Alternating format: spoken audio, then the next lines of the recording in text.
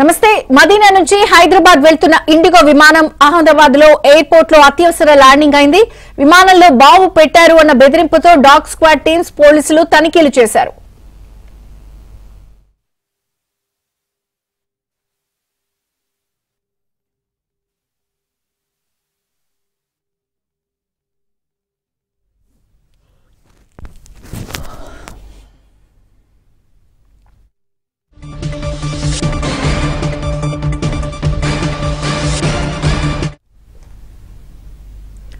మదీనా నుంచి హైదరాబాద్ వెళ్తున్న ఇండిగో విమానం అహ్మదాబాద్ లో ఎయిర్పోర్ట్ లో అత్యవసర ల్యాండింగ్ అయింది. విమానంలో బాంబు పెట్టారన్న బెదిరింపుతో డాగ్ స్క్వాడ్ టీమ్స్ పోలీసులు తనిఖీలు చేశారు. పూర్తి వివరాలు ఢిల్లీ నుంచి సతీష్ అందిస్తారు. సతీష్, మదీనా నుండి హైదరాబాద్ వెళ్తున్న ఇండిగో విమానంకు బాంబు బెదిరింపులు వచ్చాయి. ఈ నేపథ్యంలో వెంటనే ఇండిగో విమానంను అహ్మదాబాద్ విమానాశ్రయంలో పైలట్ అత్యవసర ల్యాండింగ్ చేయడం జరిగింది. విమానంలో 180 మంది ప్రయాణికులతో పాటు 6 సిబ్బంది ఉన్నారు.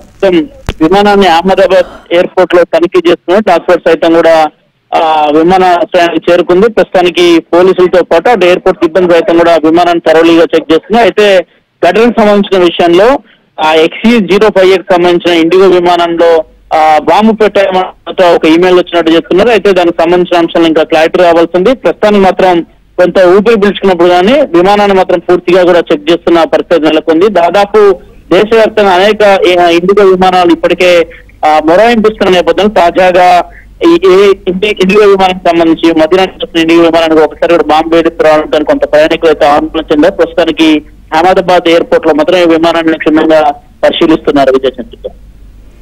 Okay Satish, thank you.